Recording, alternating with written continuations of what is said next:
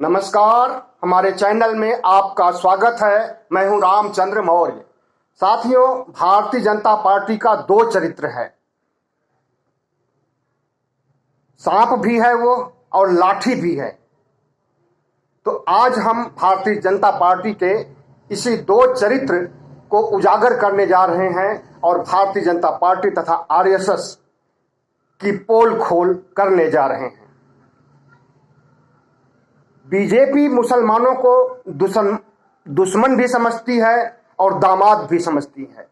BJP के कई बड़े नेताओं की बेटियां मुसलमानों से ब्याही गई हैं और उसमें से कई मंत्री भी हैं मोदी सरकार में। और दूसरी तरफ इन्हीं मुसलमानों को दुश्मन भी समझा जाता है और इनका नरसंहार करने की बात किया जाता है। इन्हें देश से बाहर निकालने की बात कही जाती है और इनसे दोयम दर्जे का व्यवहार किया जाता है। घर वापसी भी कराना चाहती है मुसलमानों से। घर वापसी का मतलब था कि पहले इनके पूर्वज हिंदू थे और उन्हें जबरन मुगलों ने मुसलमान बनाया है और अब इन्हें घर वापसी किया जा रहा है, मतलब कि हिंदू धर्म में शामिल किया जा रहा है। घर वापसी की ऐसी कई घटनाएं हुई थी और हो रही हैं और होंगी। तो एक तरफ इन्हें इनके पूर्वजों को हिंदू माना जाता है और दूसरी तरफ इनके साथ अत्याचार भी किया जाता है। धर्म संसद में जिस तरह से मुसलमानों के खिलाफ नरसंहार करने की बात कही जाती है, उस तरह से देश में या विदेश में सारी दुनिया में मुसलमानों के खिलाफ ऐसी आवाज कोई नहीं उठाता है जैसा आरएसएस और भारतीय जनता पार्टी के लोग मुसलमानों को दुश्मन, गद्दार और देशद्रोही मानते हैं। राष्ट्रपिता गांधी को सम्मान भी देते हैं। हर साल 2 अक्टूबर को प्रधानमंत्री नरेंद्र मोदी राजघाट जाकर के और सारे नेता पक्ष के विपक्ष के राजघाट जाकर के गांधी जी को सम्मान देते हैं, उन्हें याद करते हैं, उन्हें दंडवत नमस्कार करते हैं, प्रणाम करते हैं। और दूसरी तरफ गांधी जी के हत्यारे गोडसे की भी पूजा करते हैं आरएसएस के लोग, भारतीय जनता पार्टी के लोग। नाथूराम गोडसे के कई मंदिर भी बनाए गए हैं और उनमें उनकी पूजा होती है, बल्कि गांधी जी का कोई मंदिर नहीं बना है आज तक।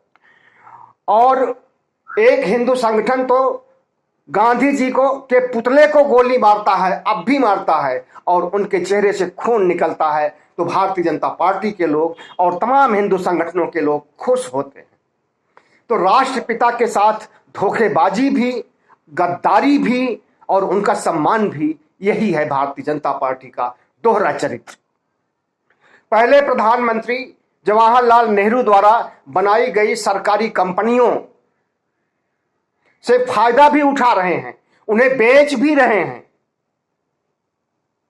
और नेहरू जी की अवमानना भी कर रहे हैं, नेहरू जी की अपमान भी कर रहे हैं और नेहरू जी को एक नकारा प्रधानमंत्री भी साबित कर रहे हैं। यह है भारतीय जनता पार्टी का दोहरा चरित्र।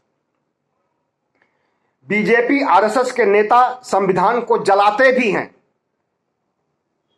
कई बार जंतर मंतर पर भारतीय जनता पार्टी के लोगों ने या हिंदू संगठन के लोगों ने संविधान को जलाया भी है, इन्हें दंडित भी नहीं किया गया और उसी संविधान के आधार पर सरकार भी चला करके माला माल भी हो रहे हैं।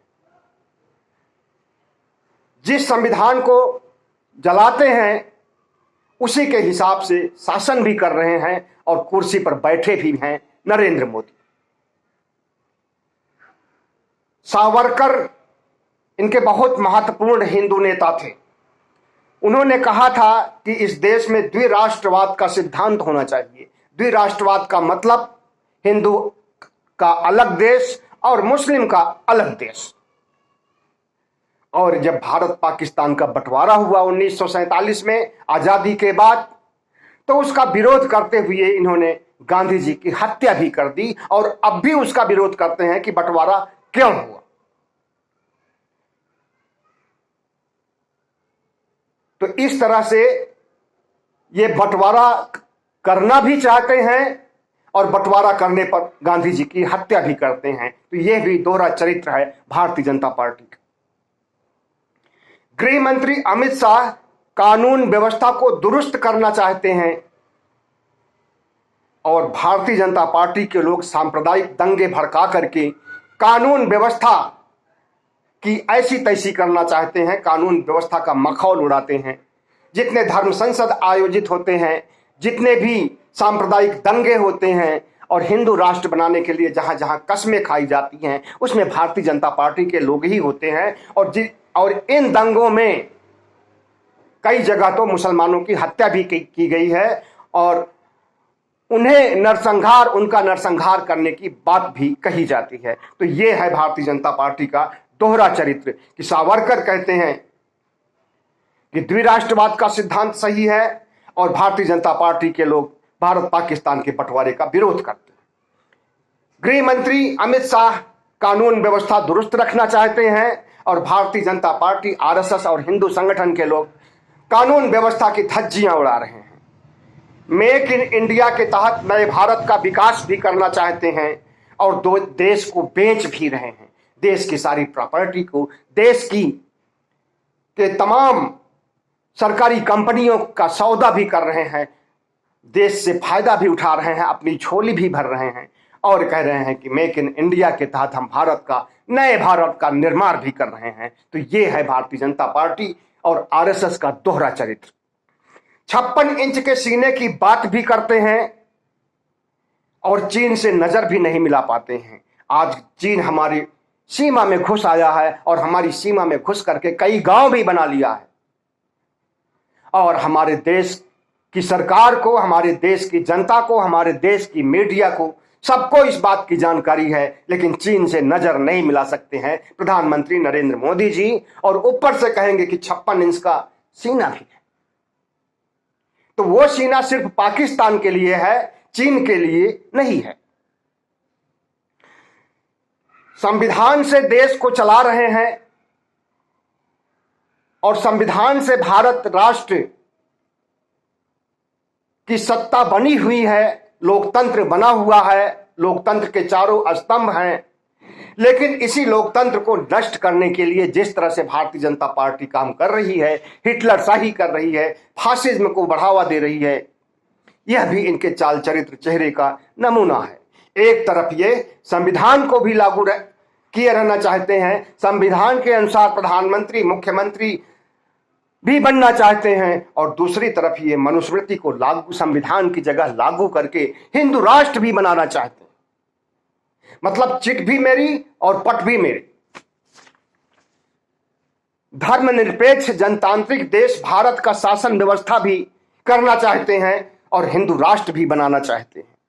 सबका साथ, सबका विकास की बात भी करते हैं और जब लोकसभा, विधानसभा, राज्यसभा के चुनाव आते हैं या और भी चुनाव, एमसीडी के, नगर महापालिका के चुनाव आते हैं, तो उसमें मुसलमानों को एक भी सीट नहीं दी जाती है चुनाव लड़ने के लिए भारतीय जनता पार्टी के द्वारा और सबका साथ, सबका विकास की बात भी करते हैं। तो ये है भारतीय जनता पार्टी का चाल, चरित्र और चेहरा और इनका असली चेहरा बेनकाब करने के लिए हमको, आपको और सबको सामने आना चाहिए और इनके दोहरे चरित्र की भर्त्सना करनी चाहिए, आलोचना करनी चाहिए। और भारतीय जनता पार्टी जो देश में सांप्रदायिकता का माहौल बना करके चुनाव जीतने के फिराक में है, उसके इस मंसूबे को खत्म कर देना चाहिए और भारत को हिंदू राष्ट्र नहीं बल्कि धर्मनिरपेक्ष राष्ट्र के रूप में स्वीकार करना होगा। सभी को, भारतीय जनता पार्टी को भी, आरएसएस को भी, हिंदू संगठनों को भी और सभी देश के और इस देश के सभी धर्मावलंबियों को भी बहुत बहुत धन्यवाद। हमारे चैनल को सब्सक्राइब कीजिएगा, लाइक कीजिएगा और शेयर कीजिएगा।